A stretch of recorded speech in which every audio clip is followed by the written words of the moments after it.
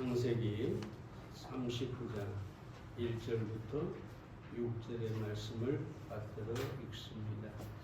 요셉이 이끌려 애굽에 내려가매 바로의 신하 시히 대장 애굽 사람 보디발이 그를 그리로 데려간 이스마엘 사람의 손에서 그를 산이라.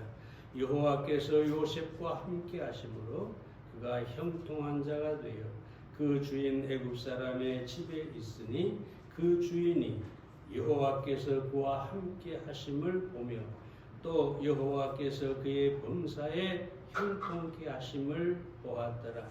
요셉이 그 주인에게 은혜를 입어 섬김에 그가 요셉의 가정 총무를 삼고 자기 소유를 다 그 손에 위임하니 그가 요셉에게 자기 집과 그 모든 소유물을 주관하게 한 때부터 여호와께서 요셉을 위하여 그 애굽 사람의 집에 복을 내리심으로 여호와의 복이 그의 집과 밭에 있는 모든 소유에 미친지라.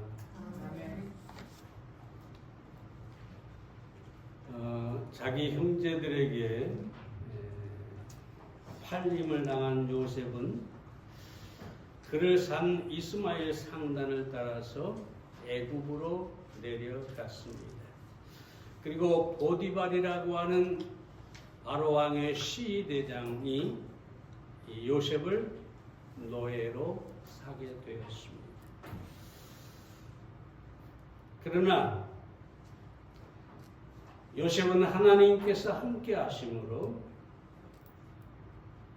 형통하고 보디발의 집에 총무를 맡게 되었다. 그렇게 말씀하고 있습니다. 오늘 우리는 여기서 몇 가지 생각을 해보겠는데요. 첫째로 요셉은 애굽으로 내려가서 노예로 팔렸습니다. 1절 말씀을 다시 한번 읽습니다. 요셉이 이끌려 애굽으로 내려가매 바로의 신하 시히 대장 애굽 사람 보디발이 그를 그리로 데려간 이스마엘 사람의 손에서 그를 산이라. 보디발이 요셉을 자기 노예로 샀습니다. 아버지 집에서 채색 옷을 입고 살던 사랑받은 요셉이 갑자기 하루아침에 노예가 된 것입니다. 요셉에게 엄청난 비극이었고 또 요셉이 절망할 수도 있었을 것입니다. 그렇지만 우리가 여기서 볼 수 있는 것은 뭐냐면 이 요셉의 애굽행은 우연이 아니라는 거죠. 하나님의 섭리가 여기에 있었다고 하는 것을 보게 됩니다. 창세기 15장 12절부터 15절에 보면 무슨 말이 나오냐? 하나님께서 아브라함에게 그의 후손이 이방의 땅에서 객이 되어서 4대 만에 다시 돌아올 것이다. 그렇게 말씀하셨습니다. 하나님께서 아브라함에게 말씀하신 대로 요셉이 가장 먼저 애굽 땅으로 와서 이 하나님의 약속, 하나님의 섭리를 이루기 시작하게 되었다는 것이죠. 참 여러분, 우리는 하나님의 섭리를 믿어야 합니다. 요셉의 고난은 하나님의 섭리의 시작에 불과했습니다. 나중에 요셉이 이 사실을 깨닫고 창세기 45장 7절에서 여호와께서 하나님께서 당신들 앞서 나를 보내셨다. 형제들이 나를 판 것이 아니다. 내가 우연히 팔린 것이 아니다. 여기에는 하나님의 섭리가 있었고 하나님께서 나를 앞서 보내신 것이다. 여러분, 우리는 어떤 환경에 살든지 어떤 상황을 만나든지 우연이 없다. 모든 것이 하나님의 섭리 가운데 있고 하나님의 뜻을 이루기 위한 것이다. 이 사실을 믿어야 합니다. 시편 37편 23절에 보면 여호와께서 사람의 걸음을 정하시고 그 길을 기뻐하시나니, 이 말씀에 대입해 보면 요셉이 형제들에게 팔려서 애굽으로 갔고 애굽에서 보디발의 노예가 되었습니다. 하나님께서 이 걸음을 정하셨다는 거죠. 하나님의 섭리 안에서 이루어졌다는 거죠. 근데 거기 보면 뭐라고 합니까? 기뻐하시나니. 기뻐하시나니. 어떻게 생각하면 하나님이 참 고약스러운 분이다. 요셉이 형제들에게 팔려서 노예가 됐는데 하나님은 기뻐하신다. 여기서 우리가 믿음을 가져야 하는 것입니다. 왜냐하면 지금은 노예가 됐지만 하나님의 섭리 안에 내가 있고 그 섭리의 끝은 하나님께서 기뻐하시는 가장 좋은 일, 놀라운 축복이 기다리고 있기 때문입니다. 그래서 우리는 믿음을 가져야 되는데 어떤 믿음을 가져야 되느냐? 내가 요셉처럼 고난을 당할지라도 하나님께서 기뻐하신다. 기뻐하시는 하나님을 바라볼 수 있는 게 믿음입니다. 내가 지금은 고통스럽지만, 내가 힘들지만 하나님이 이 길을 기뻐하신다면 반드시 하나님께서 내 미래에 하나님의 뜻을 이루시고 축복하실 것이다.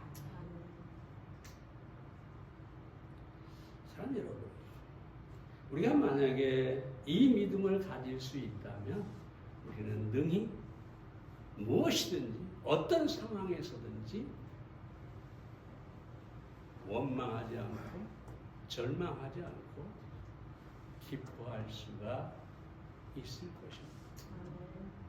하나님이 현재 나를 기뻐하시는데 그 하나님은 나의 미래를 다 알고 계시는데 내가 믿음으로 그 사실을 받아들이고 기뻐할 수 있어야 된다.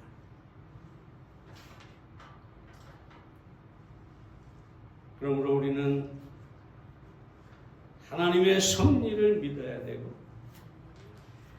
나의 현재를 기뻐해야 되고 믿음으로 인내해야 하고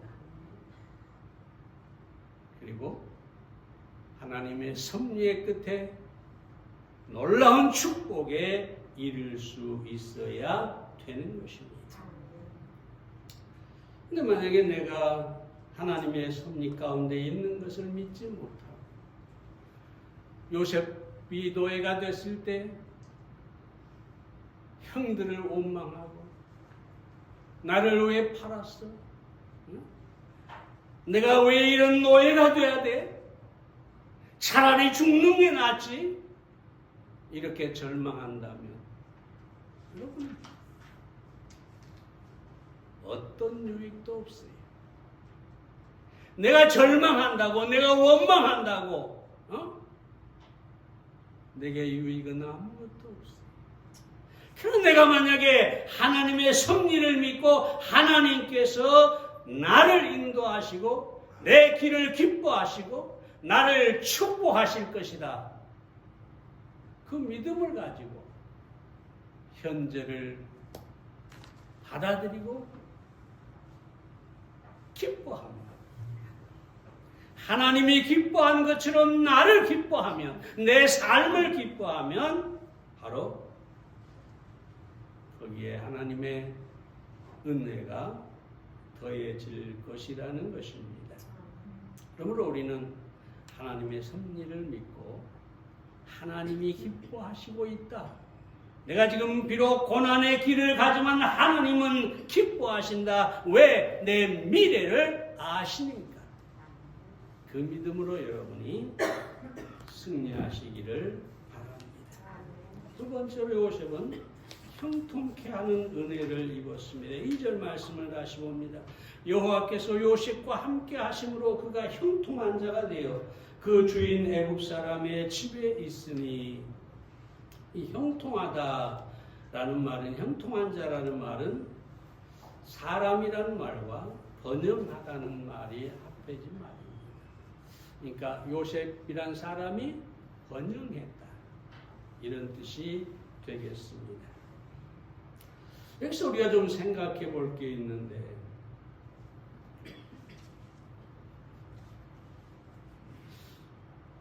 노예인데, 그것도 이방인의 집에서 사는 노예인데, 성경은 요셉이 얼마나 힘들었느냐, 얼마나 고통스러웠느냐, 얼마나 원망했느냐, 이런 걸 전혀 기록하지 않습니다. 다만 기록한 게 뭐냐? 형통했다. 여러분, 우리가 어디서 사느냐가 중요한 게 아니라 어떻게 사느냐가 중요합니다.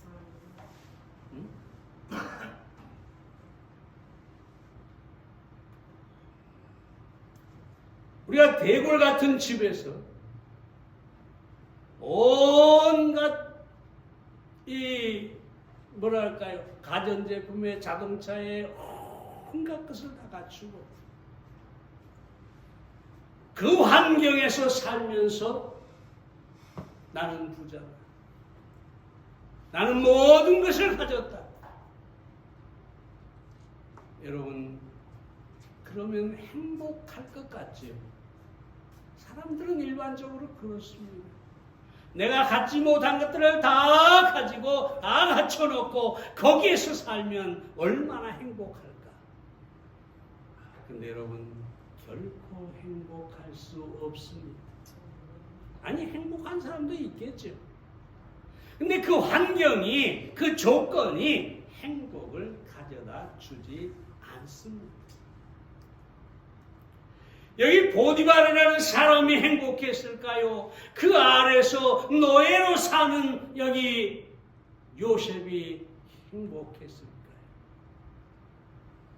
성경은 분명하게 말하기를 요셉이 형통했다, 그렇게 얘기하고 있습니다. 우리의 환경, 우리의 조건들은 우리의 행복을 결정해 주지 못합니다. 그럼 무엇이 우리의 행복을 결정할까요? 요셉을 통해서 알 수 있어요. 요셉은 노예가 됐지만 절대 절망하거나 불평하지 않아요. 그래서 요셉이 형통하게 됐는데, 존 맥스웰이라는 사람이 이런 얘기를 합니다.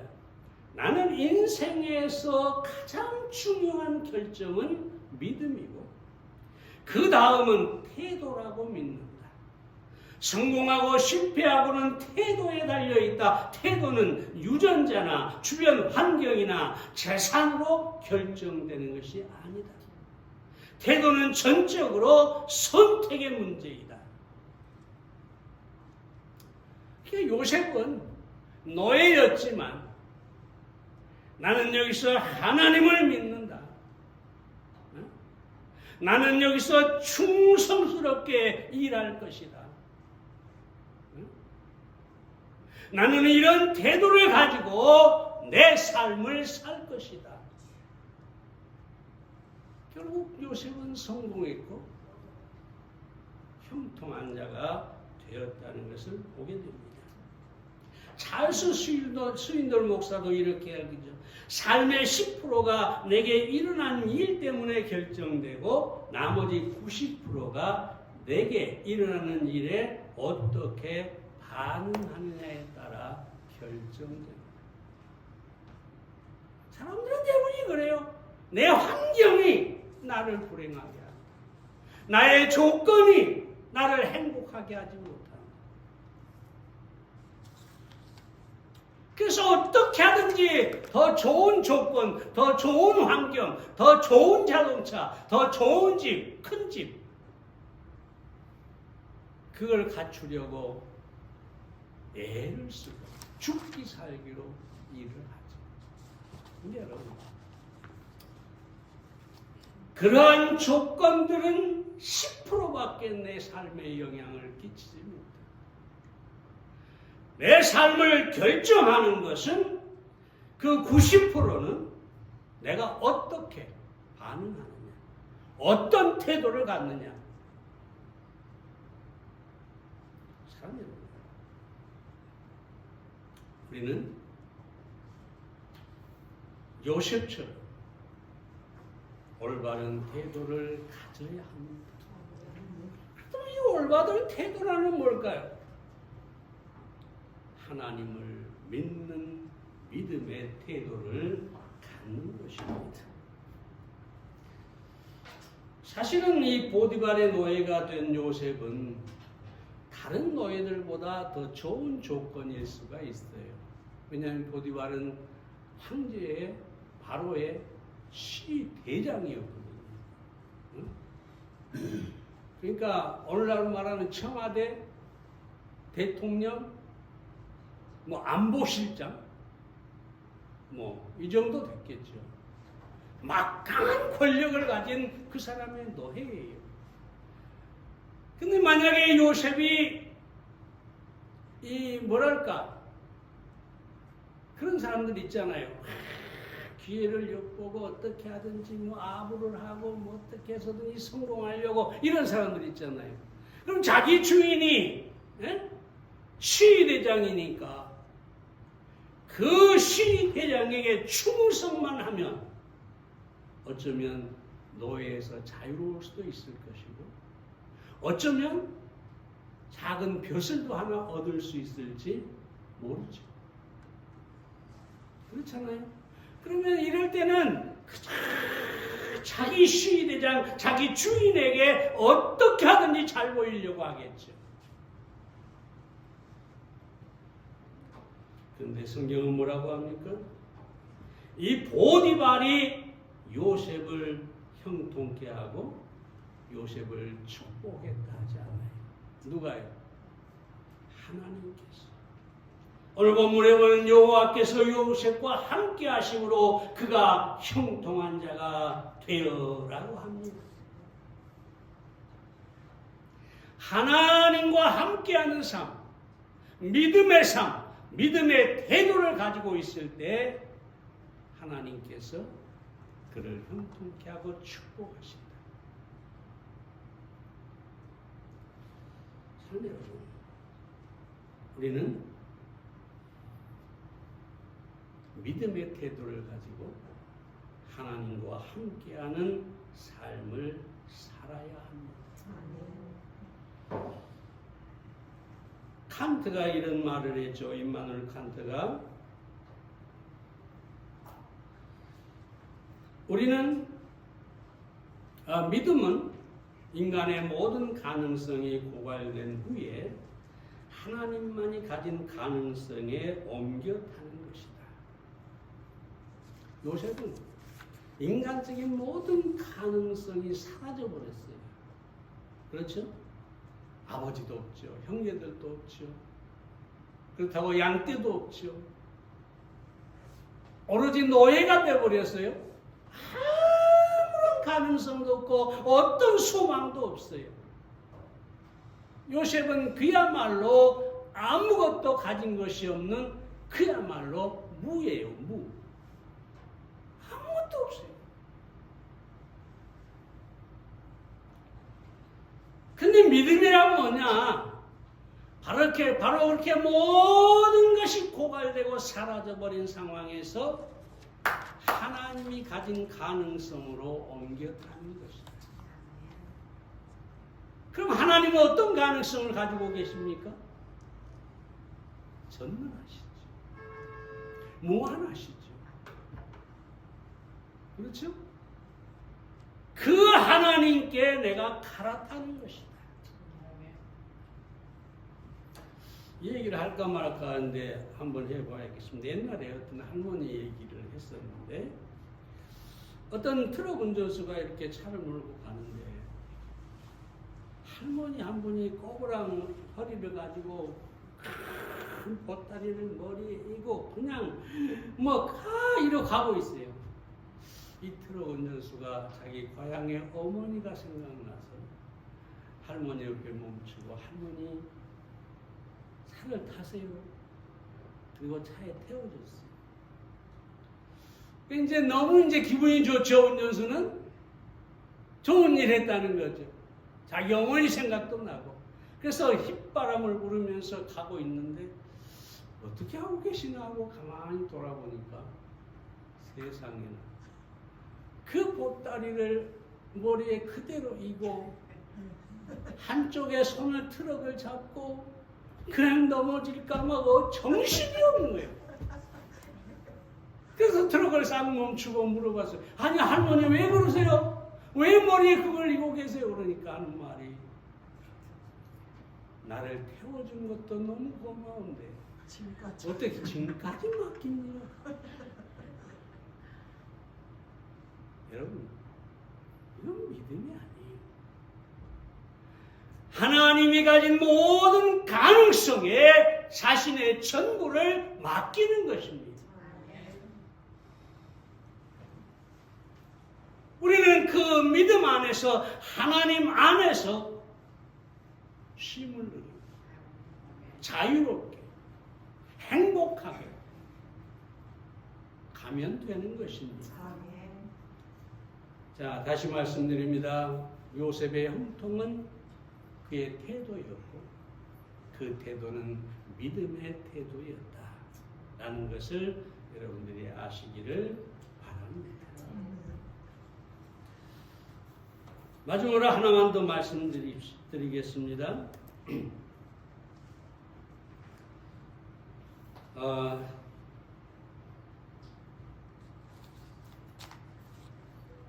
요셉은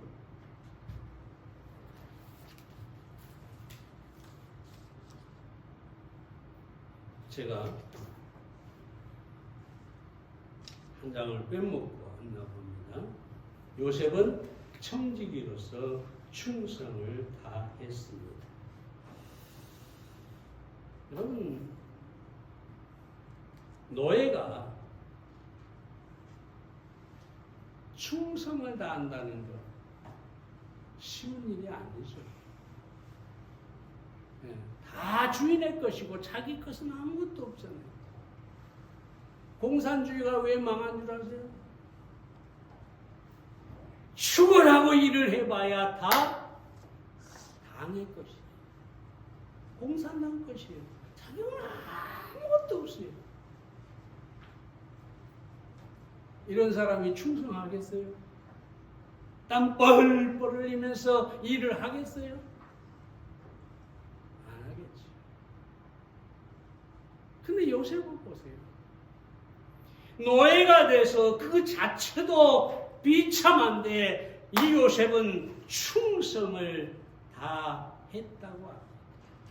심지어 6절에 보면 주인이 그 소유를 다 요셉의 손에 임하고 자기 식료 외에는 간섭하지 아니하였더라. 사랑해요. 요셉이 형통하고 요셉이 참으로 복된 인생을 산 것은 그가 자기 것이 아님에도 그리고 작은 일임에도 충성을 다한 데서 온 것을 알 수가 있습니다. 마태복음 25장 21절에 보면 자라에도다 착하고 충성된 종아 내가 작은 일에 충성하였으면 내가 많은 것으로 내게 맡기리니 내 주인의 즐거움에 참여할지어다 라고 합니다. 사랑하는 여러분, 우리는 작은 일에 충성할 줄 알아야 합니다. 내 것이 아닌 일에도 내 일이 아님에도 충성할 수 있어야 됩니다. 아무리 작은 일도 하나님께서 내게 맡기신 일이라고 생각이 되면 우리는 충성을 다할 수가 있습니다. 마틴 루터 킹 목사가 뭐라고 합니까? 거리의 청소부일지라도 미켈란젤로가 그림을 그리듯, 베토벤이 음악을 작곡하듯, 셰익스피어가 시를 쓰듯 여기 한 청소부가 있었다는 흔적을 남겨야 합니다. 네가 청소부냐? 그렇다면은 빗자루질하면서 원망하고 불평하고 난 왜 이렇게 살까? 그러지 말라는 얘기죠. 미켈란젤로가 그림을 그리듯, 베토벤이 음악을 작곡하듯, 셰익스피어가 시를 쓰듯,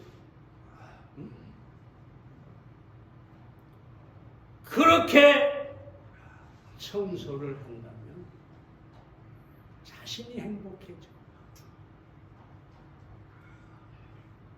그 거리를 걸어가는 모든 사람의 마음이 상쾌해질 수밖에 없는 것이죠.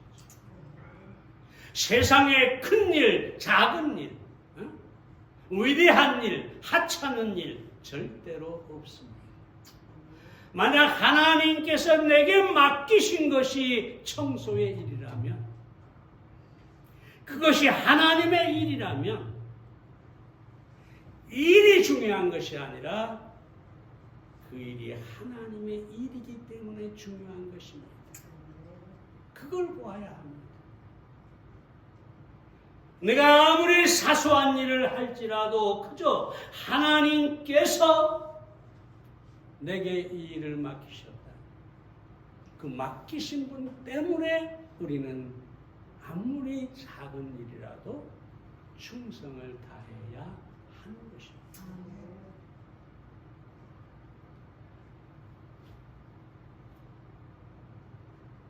이 얘기만 하고 마치겠습니다. 좀 오래된 얘기입니다만 어떤 프로의 이영자 씨가 아주 제게 감동을 주었어요. 때때로 이 일을 하다 보면 절망이 찾아올 때가 있다는 거죠. 일이 잘 안 될 때가 있다는 거죠. 그때 이 영자는 작은 일을 하고 그 작은 일에서 성취감을 얻고 그래서 그 절망을 이겨내는 법을 자기는 배웠다. 그때 당시 뭘 하나 보니까 빈 캔을 가져다가 구멍을 뚫고 거기에 화초를 심고 그래가지고 그것을 바자에다가 내고, 여러분 캔에 구멍 뚫어서 꽃 하나 심어놓고 그걸 보면서 행복해하고 기뻐하는 이영자 씨를 봤을 때 참 놀랍다. 뭐 거창한 개그우먼으로서의 거창한 어떤 일이 아니라 그 캔에다가 꽃을 심고 그것을 나누는 것, 그 성취감에 자기는 성공하는 것을 배운다라고 얘기했어요.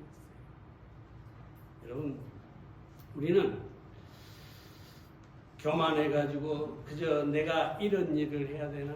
내가 이렇게 하찮은 일에 나 같은 사람이, 여러분 이건 정말로 교만할 뿐만 아니라 자기 자신을 몰라도 너무나 모르는 사람입니다.